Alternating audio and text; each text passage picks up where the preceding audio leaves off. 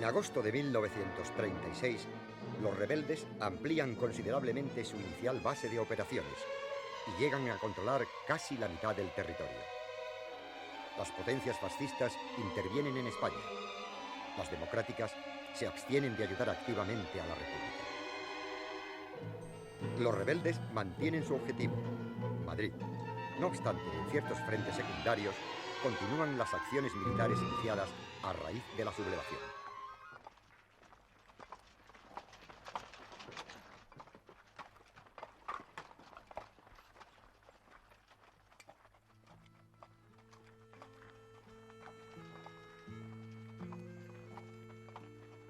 Oviedo es una pieza codiciada, tanto por su significación social y política como por su importancia militar.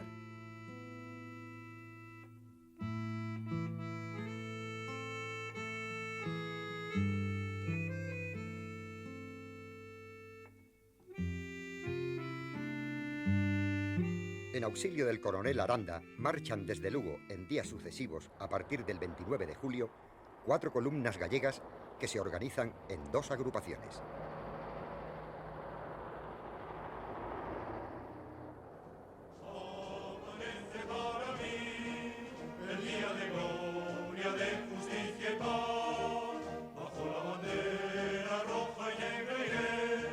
Una de ellas, al mando del teniente coronel Jesús Teijeiro, sigue el camino de la costa por Ribadeo, Vegadeo, Castropol, Navia, Luarca y Canero, hasta llegar al cruce de la Espina el 27 de agosto. En su avance cuenta con el apoyo naval que le prestan diversas unidades, especialmente el crucero Almirante Cervera.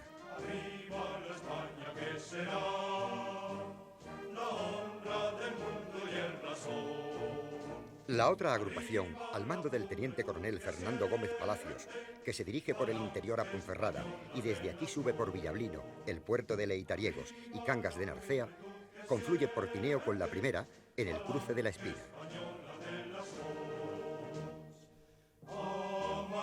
Unidas aquí el 27 de agosto ambas fuerzas, toma el mando conjunto el coronel Pablo Martín Alonso, que el 13 de agosto ha sido designado coordinador de todos los efectivos que acuden en auxilio de Oviedo.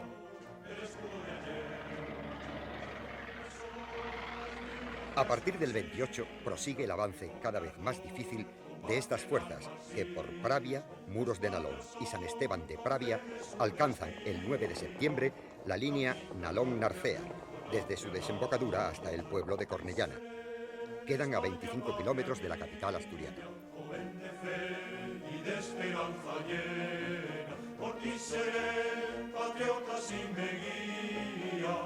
La fe sindicalista nacional.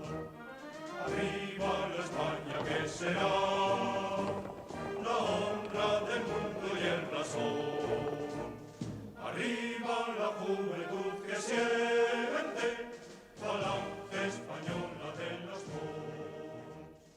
Arriba la juventud que siente. Mientras tanto, prosigue la resistencia de los rebeldes en los cuarteles de la guarnición de Gijón. El 17 de agosto, ante el acoso de las fuerzas milicianas, los militares abandonan el cuartel de Zapadores y se concentran en el de Simancas. En su socorro acuden el acorazado España y el destructor Velasco.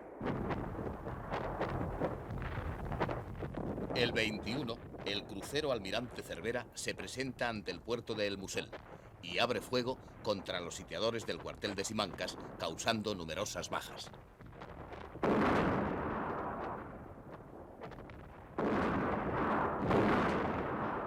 Esto alienta a los sublevados y desconcierta momentáneamente a las fuerzas populares que han dinamitado las defensas. El episodio pronto toca a su fin. Al cerco se suman los cañones de la fábrica de Trubia. Sus disparos incendian el cuartel. El 21 de agosto, el coronel Pinilla intenta una salida desesperada en la que pierde la vida junto con muchos de sus compañeros.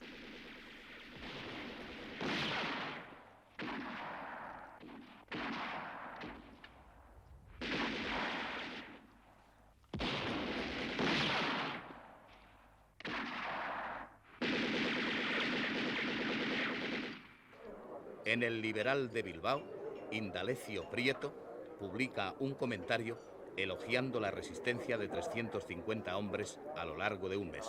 Afirma: hoy, al atardecer, ha quedado batida la resistencia que ofrecía en su acuartelamiento el antiguo convento de los jesuitas en Gijón, el regimiento de Simancas. No digo que se han rendido, porque según mis informes no ha habido tal rendición. Los insurrectos, principalmente oficiales, con el cuartel envuelto en llamas desde hacía 12 horas, siguieron defendiéndose dentro de un patio de sacos terreros y murieron matando. Descubrámonos respetuosamente ante sus cadáveres.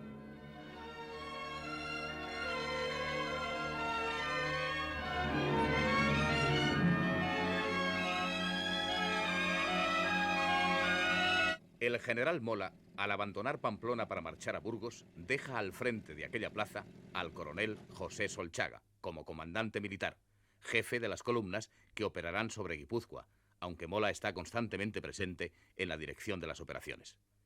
Sus planes son cortar la frontera y ocupar después San Sebastián y el mayor territorio posible.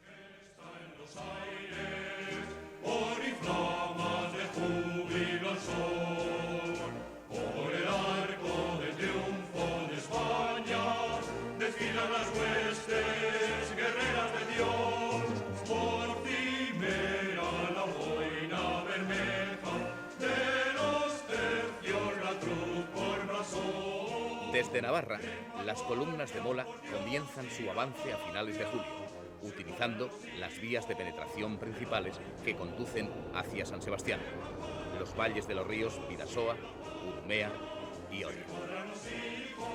Su progresión va haciéndose paulatinamente más lenta y difícil.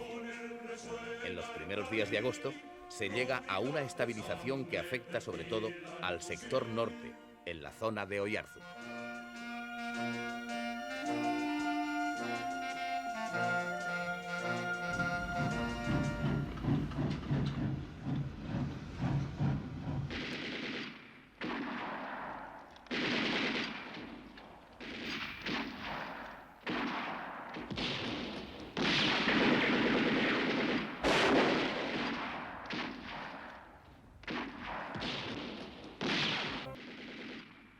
La columna del teniente coronel Pablo Cayuela marcha por el Valle de Oria y el 28 de julio ocupa Beasain.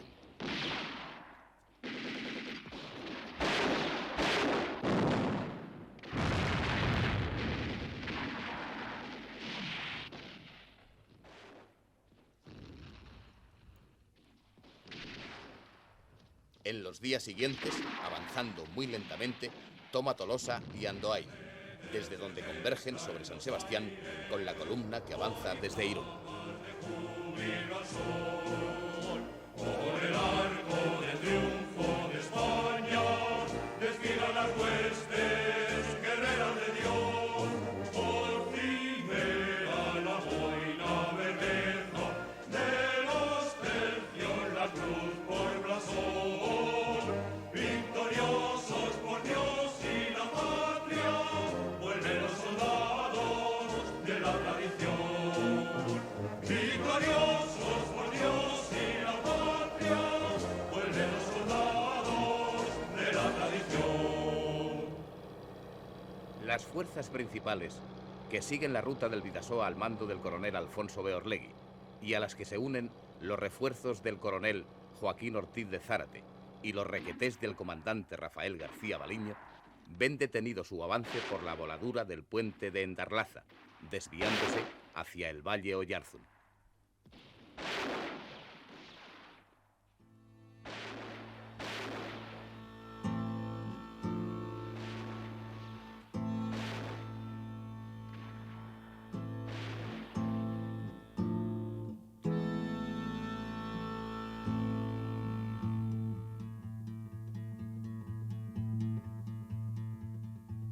Coincidiendo con estos movimientos, el escritor Pío Baroja, que se halla en su casa de Vera de Bidasoa, siente curiosidad por observar de cerca a los voluntarios carlistas que le traen recuerdos de tantas páginas por él escritas relativas a las guerras civiles del siglo XIX.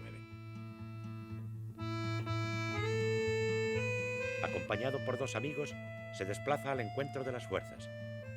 Al llegar a Navarte, el escritor es reconocido y detenido por requetés de la columna Ortiz de Zárate. Todo hace temer lo peor, pues Pío Baroja tiene fama de anticlerical, descreído, antimonárquico y de ideas revolucionarias. Él y sus compañeros son trasladados a la cárcel de Sant Esteban. A medianoche, les visita el comandante Carlos Martínez de Campos, duque de la Torre, jefe de Estado Mayor de la columna Beorlegui, quien, en atención a la personalidad del escritor, decide ponerles en libertad, no sin advertirles de la conveniencia de seguir en la cárcel para protegerles, mientras permanezcan en la villa los requetés, muy excitados ante la inminencia del combate. Horas después, Baroja y sus acompañantes se refugian en casa del médico Aguirre, desde donde al día siguiente regresan a Vera. La experiencia vivida le hace comprender a Baroja el peligro que corre y, siguiendo el consejo del comandante Martínez de Campos, marcha a París, donde pasará los 3 años de guerra.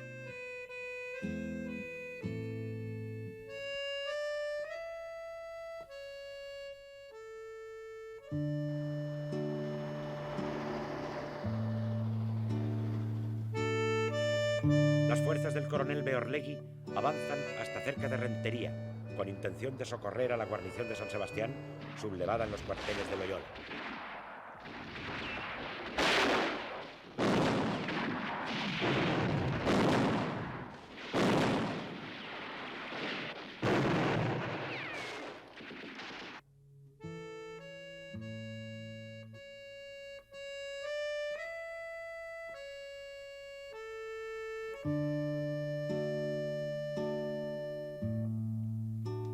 Pero rendidas estas fuerzas el 28 de julio, Beorlegui se dirige a conquistar Irún y cerrar la frontera francesa.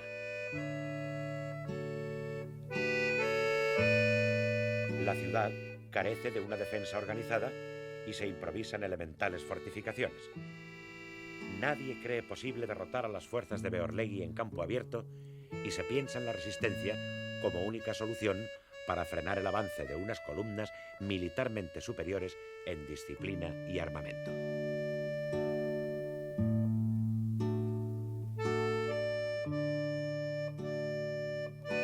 Guipúzcoa ha quedado inerme después de las sublevaciones. Las improvisadas milicias y grupos de carabineros carecen de material y las municiones son escasas. Comparativamente, la potencia de fuego de los sublevados y su capacidad de combate son muy superiores.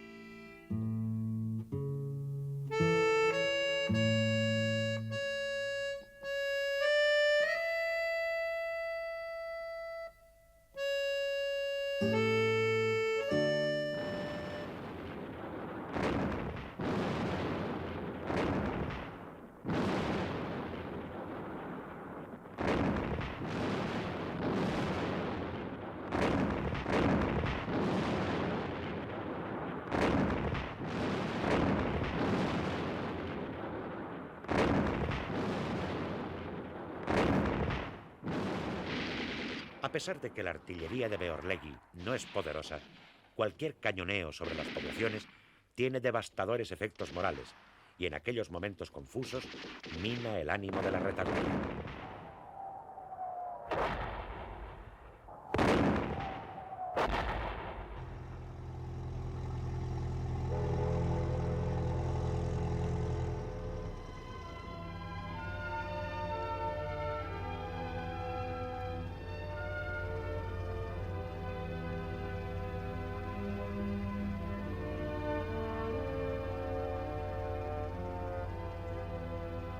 La colonia extranjera inicia el éxodo. Mezclada entre ella, huyen gran número de familias acomodadas españolas que, en medio del desorden y la confusión de los primeros momentos, intentan alejarse de aquel caos de muerte y destrucción.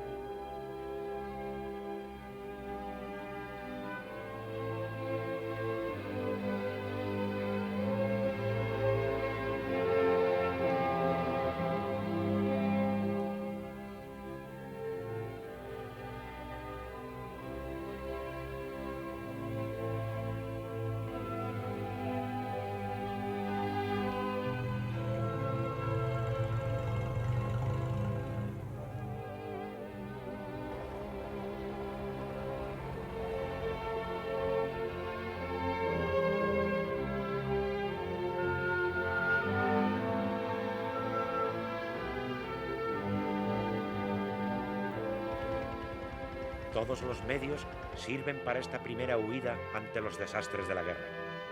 Quienes más tienen que perder son los primeros en marcharse y lo hacen con seguridad y hasta confortablemente, en barcos que, amparados en su neutralidad, consiguen recoger a sus compatriotas y a los que, moviendo sus influencias, pueden hacerse pasar por extranjeros.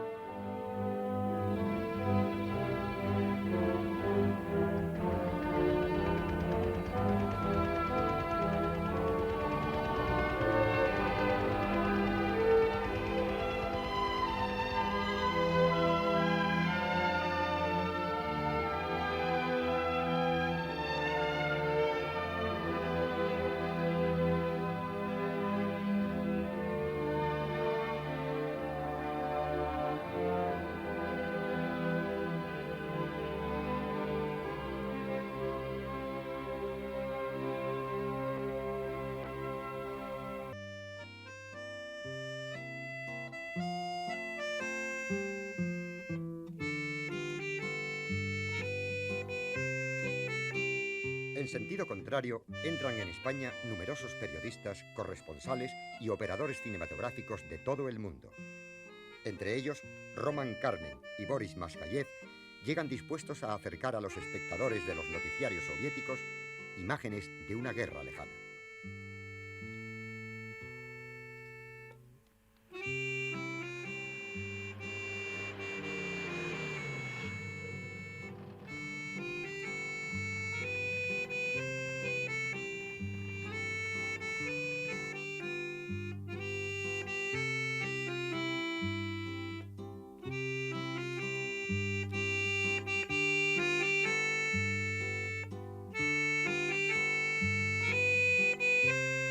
En San Sebastián, todavía en un ambiente de tranquilidad y paz provincianas, pueden demostrar sus dotes de reporteros privilegiados al tener la oportunidad de rodar las primeras imágenes filmadas de un bombardeo que aún hoy sorprende por su patético realismo.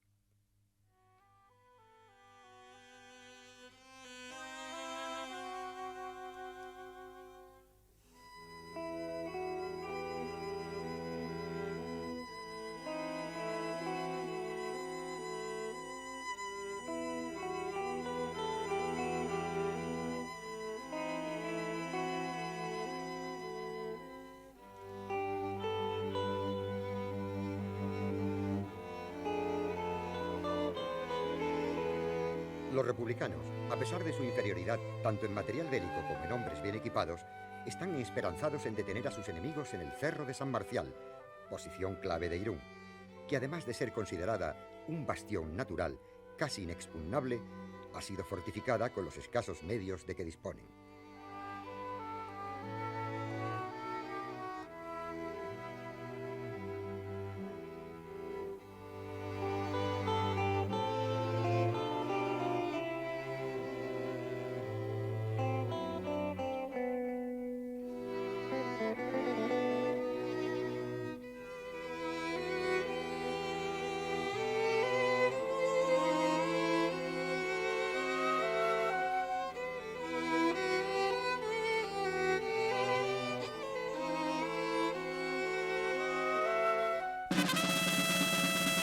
El 26 de agosto comienza el ataque.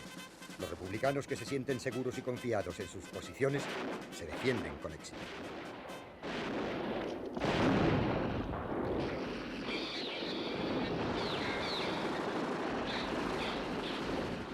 Hasta entonces, los combates se han hecho con poca preparación artillera, pero en San Marcial el general Mola concentra toda la potencia del fuego, que sin ser mucha ni muy eficaz, sí es muy superior a la de sus enemigos.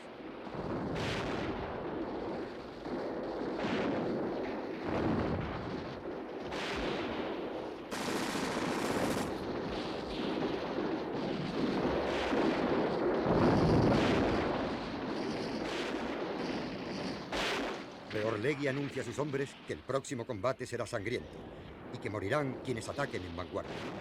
Luego se piden voluntarios para ocupar la primera línea.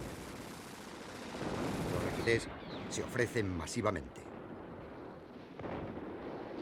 Cuando atacan San Marcial, la resistencia de los milicianos no es menos heroica y defienden sus trincheras hasta la muerte.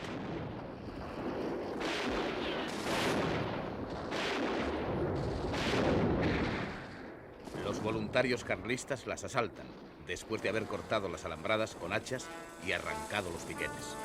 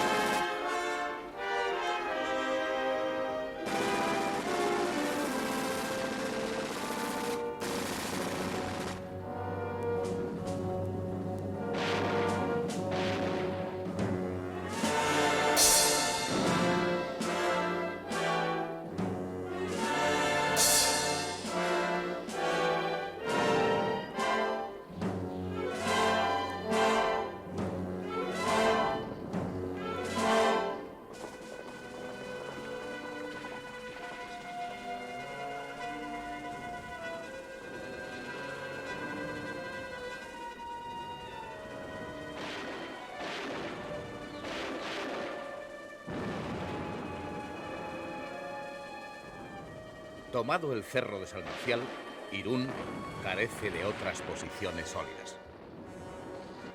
La frontera francesa está a punto de ser cerrada, con lo que se frustrará la única posibilidad de escapar. Antes de que esto ocurra, grupos de fugitivos atraviesan el puente del Bidasoa con los pocos bienes que pueden contener un bolso, un pañolón anudado o una simple maleta de madera o cartón.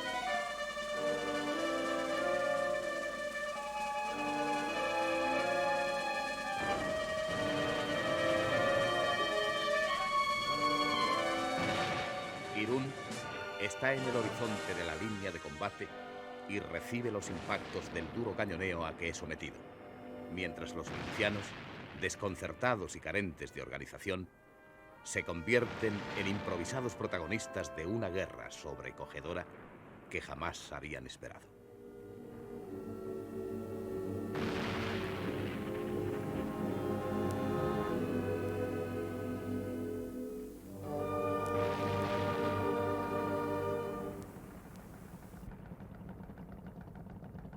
El éxodo, que ha sido continuo en todo el tiempo, desde que llegaran las primeras noticias de la sublevación, aumenta conforme se aproxima el enemigo.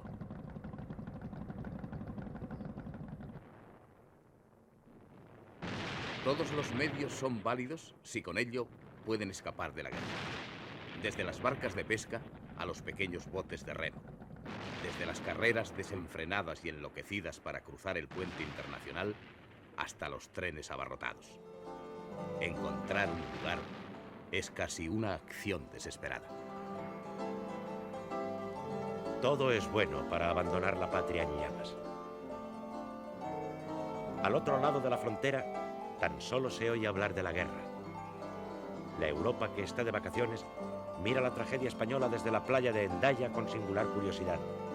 Se alquilan catalejos e incluso ventanas para ver el espectáculo de lo que ocurre al otro lado de la frontera.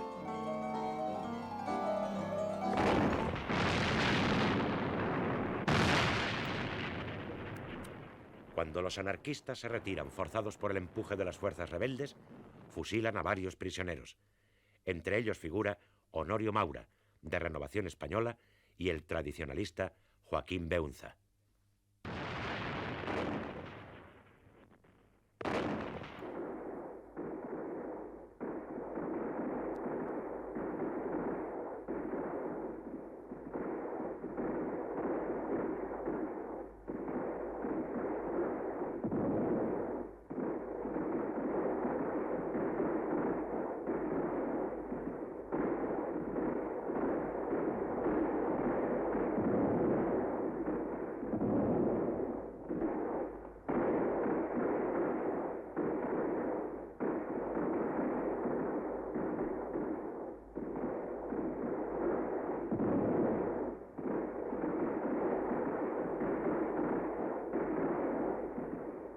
Los defensores de Irún abandonan la resistencia el día 4 y pasan a Francia, no sin antes haber dejado un rastro de destrucción al incendiar algunos edificios importantes.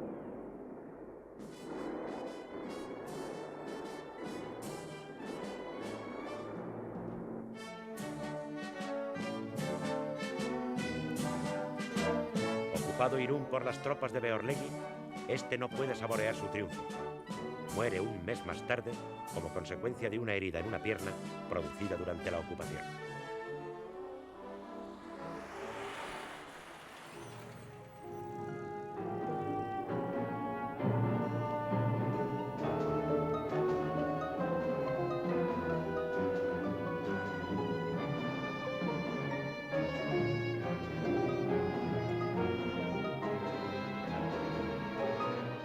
Los últimos momentos anteriores al cierre de la frontera son particularmente dramáticos. La población huye despavorida. Muchos dejan detrás hasta sus pertenencias más queridas. Tienen ante sí la incógnita de un país donde desconocen el idioma y les será muy difícil la subsistencia.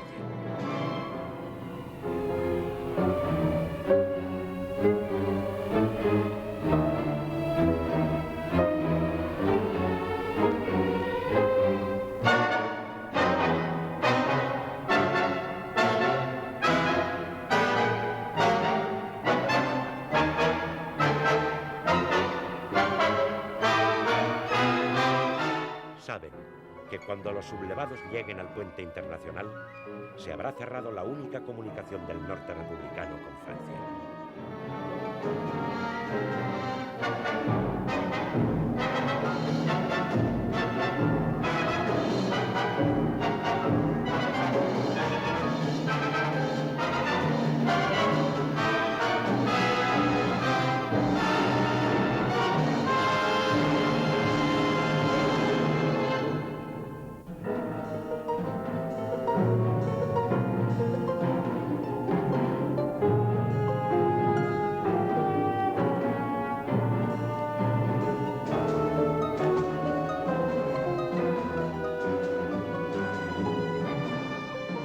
En los últimos combates, las autoridades francesas impiden el paso a España de un tren con municiones que los vascos necesitan desesperadamente.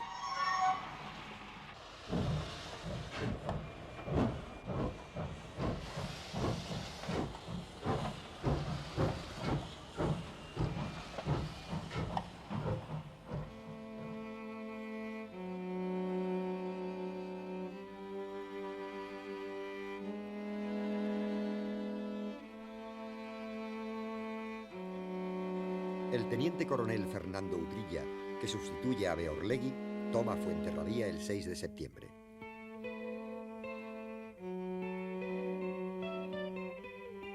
El mismo día es fusilado Víctor Pradera, fundador con Carlos Sotelo del Bloque Nacional.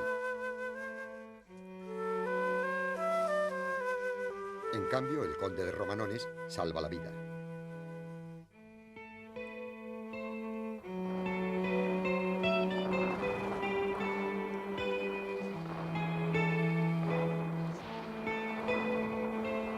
Los rebeldes avanzan rápidamente y toman los fuertes de San Marcos y Choritoquieta, puntos claves de San Sebastián, cuya situación militar se hace insostenible.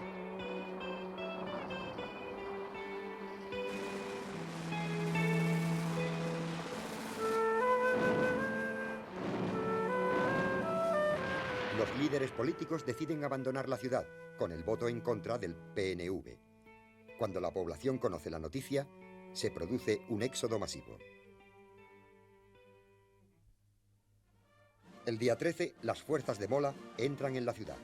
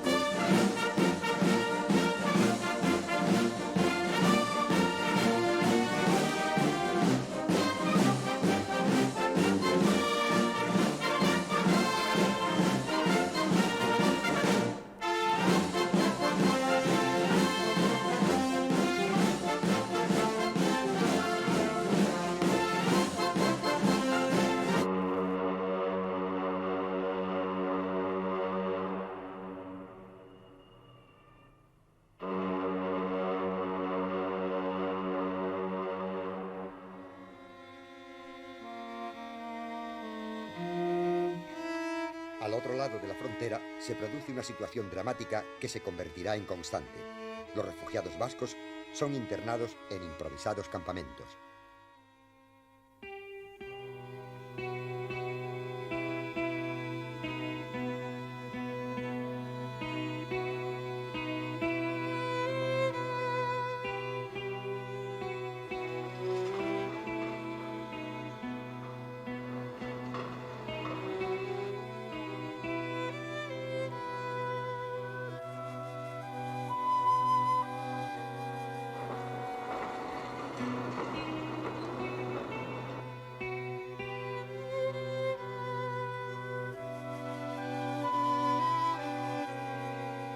Barcos ingleses y franceses han participado en la evacuación.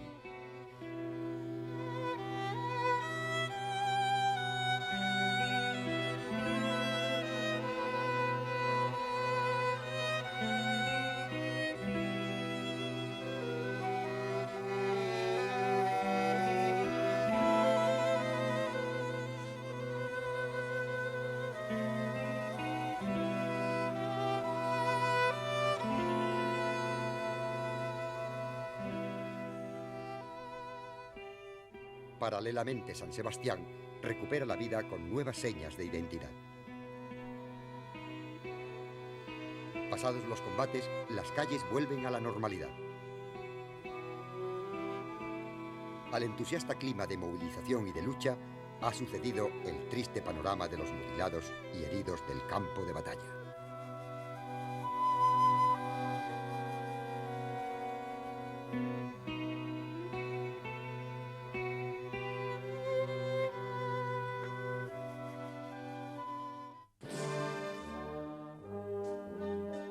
La operación es un éxito que sorprende a las exiguas fuerzas defensoras. No obstante, los expedicionarios se dejan embriagar por la euforia y, contradiciendo las órdenes de Bayo, pierden el tiempo en saqueos. Con ello, consumen horas preciosas que les habrían permitido alcanzar el centro de la isla. No tardan en llegar a la zona mallorquines de las milicias organizadas por los rebeldes, que hacen frente a los recién desembarcados y estabilizan la línea de contacto. Acuden también refuerzos militares desde Palma, que oponen fuerte resistencia al contar con una artillería notable.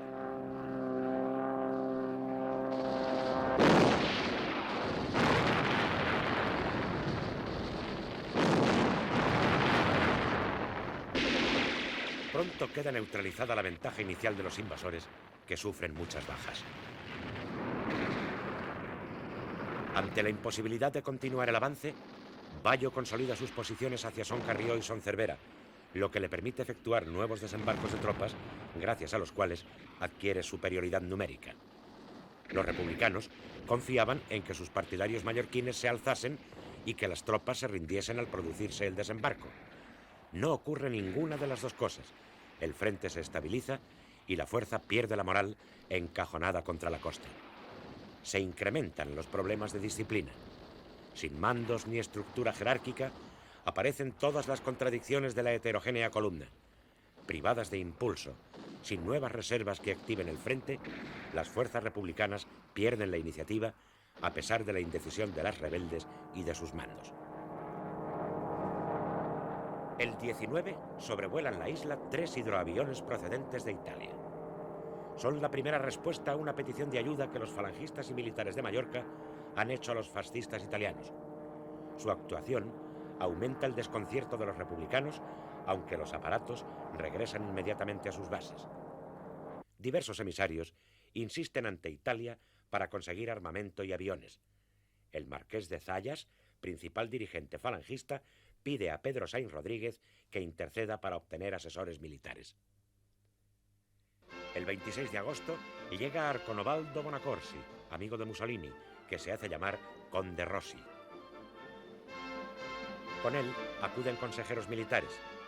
Vestido con el uniforme negro fascista, con botas de montar y una gran cruz blanca, Rossi decora su gruesa figura con todo tipo de armas, granadas y correajes. Fascina a los mallorquines. Funda la Escuadra de Dragones de la Muerte e inicia la reorganización de la falange isleña. personaje siniestramente estrafalario, a pesar de su carnavalesca apariencia, levanta la moral de los rebeldes en la retaguardia y en el frente. Hasta el 28 de agosto, la guerra de posiciones no evoluciona a favor de los sublevados, cuando entran en acción 3 cazas italianos CR-32, que ametrallan con estrago a los republicanos, solo dotados de hidroaviones. El 31 de agosto aparecen 3 bombarderos Savoia 81, financiados por Juan Marc.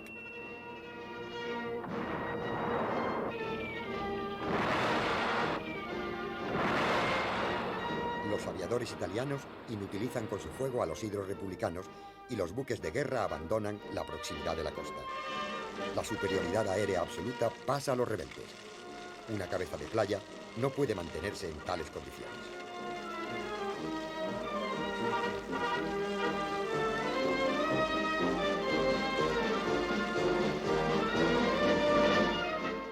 La intervención italiana en las Baleares dura hasta 1939. Mussolini tiene gran interés en las islas, colocadas estratégicamente en el centro del Mediterráneo occidental. Desde ellas pueden controlarse fácilmente las comunicaciones de Francia con sus colonias.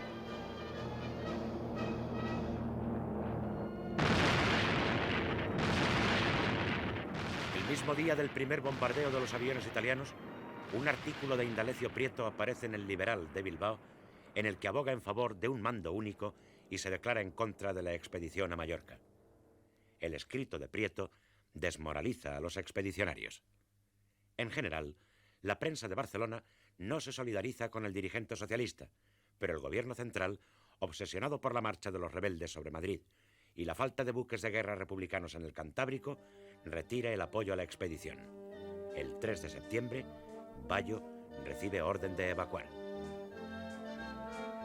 La orden se cumple inmediatamente. Bayo no tiene más remedio que obedecer, porque de lo contrario se habrían retirado los barcos. En las primeras horas del día 4, toda la tropa está ya evacuada sin que se produzca un solo disparo. Al amanecer, zarpan los transportes y barcos de guerra hostilizados por la aviación italiana. Los rebeldes, sorprendidos por el desembarco, también lo son por la retirada.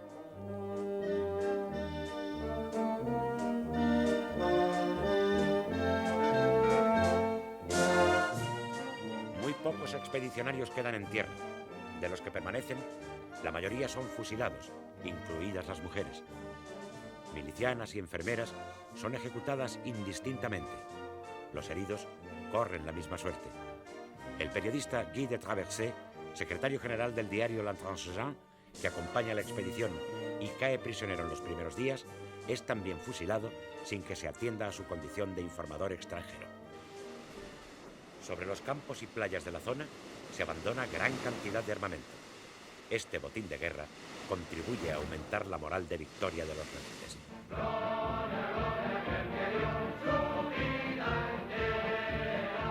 Ibiza, Formentera y Cabrera son recuperadas por ellos al poco tiempo. El 13 de septiembre, Ibiza es bombardeada por hidroaviones. Los milicianos cenetistas, enviados allí por Diego Abad de Santillán y que habían amedrentado arbitrariamente a la población, abandonan la isla. Los republicanos más destacados de Ibiza y Formentera son evacuados a Valencia. El día 20, el conde Rossi y el marqués de Zayas se apoderan de las dos islas, donde practican una nueva represión, tercera que sufren los isleños en menos de un mes.